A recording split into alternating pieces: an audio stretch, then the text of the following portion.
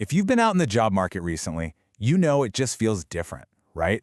It's not just about finding a job anymore. It feels like there's been this fundamental shift in what companies and employees even expect from each other. So let's dive into what's going on with this great recalibration. This is the big question on pretty much everyone's mind. You see all these layoffs at major companies, but at the same time, you hear about a war for talent. You're told to ask for what you're worth, but it feels like budgets are tighter than they've ever been. So what is actually going on? Is the whole system broken, or are the rules of the game just changing right under our feet? You know, this quote from a recent salary report really gets to the heart of it from the corporate side of things. Right-sizing. It's a very polite way of saying companies are aggressively cutting costs, they're restructuring, and they're trying to do way more with less, all because the economy feels so uncertain. So to really understand what we're all feeling out there, we have to start by looking at the immense pressures that businesses are under. And this isn't just about profits. You know, for a lot of them, it's about survival and trying to adapt to this rapidly changing world. Okay, let's look at a real-world example, just to see the scale of this. In the additive manufacturing industry in the US and Canada, the number of advertised jobs dropped by a staggering 77% last year. I mean, think about that. That's not a slowdown, that's like a hiring freeze on a massive scale. And here's the other side of that exact same coin. At the very same time that jobs were disappearing, the number of candidates actively looking for work in that market went up by 34%. So you've got way fewer jobs and way more people looking for them, and this creates this severe supply and demand imbalance, which, let's be honest, gives employers a pretty significant upper hand. And this isn't just happening in some niche high-tech industry. Just look at the oil and gas sector. 93% of employers there cut headcount.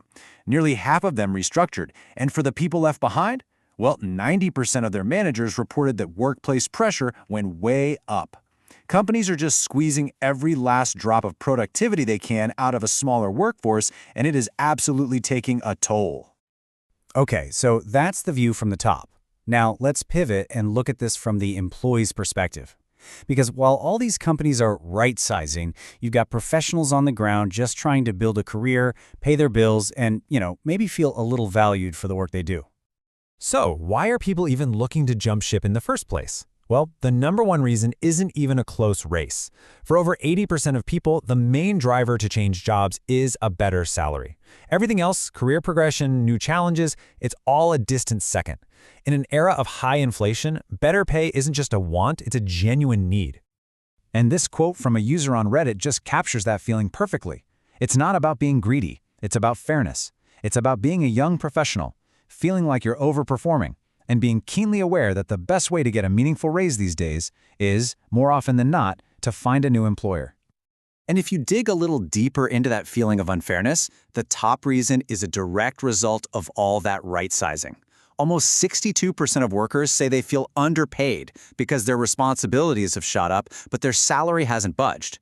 Companies are piling more and more work onto fewer people, but the paychecks just aren't reflecting that extra load. So when you add it all up, the effect is pretty clear. Nearly half of the entire workforce is unhappy with what they're being paid. And this sets up the fundamental conflict of the modern job market, right? You've got companies desperately trying to control costs, while employees are feeling underappreciated and seriously undercompensated. So how do you break this stalemate?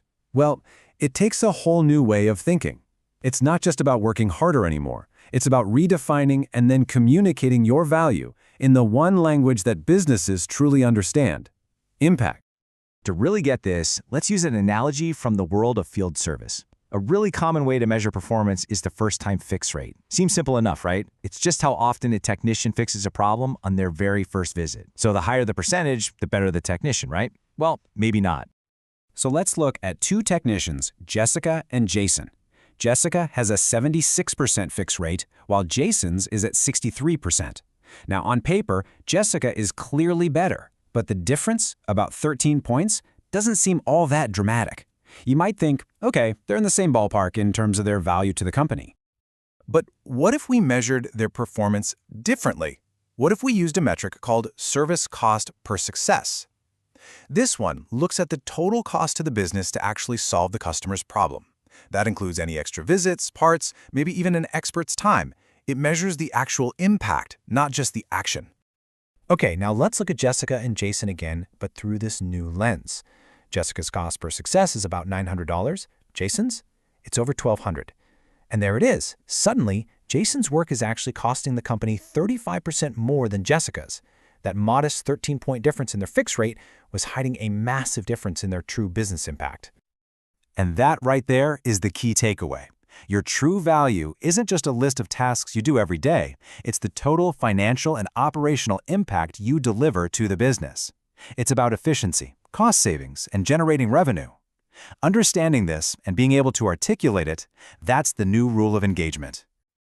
So, the big question is, how can you apply this principle to your own career? Let's break down a really practical framework for how to navigate this whole recalibrated workplace. Okay, step 1, know your market. You have to research where your industry is headed so you can align your own goals with where the actual opportunities are. Second, master the skills that are in high demand. We're talking areas like AI, automation, and those more business-savvy roles like consulting that are really seeing growth. And finally, and this is the most important part, learn to negotiate based on the value you deliver. In a world of right-sizing, don't just talk about your job title, talk about your impact. Frame your accomplishments like Jessica's in terms of efficiency, savings, and your cost per success for the company.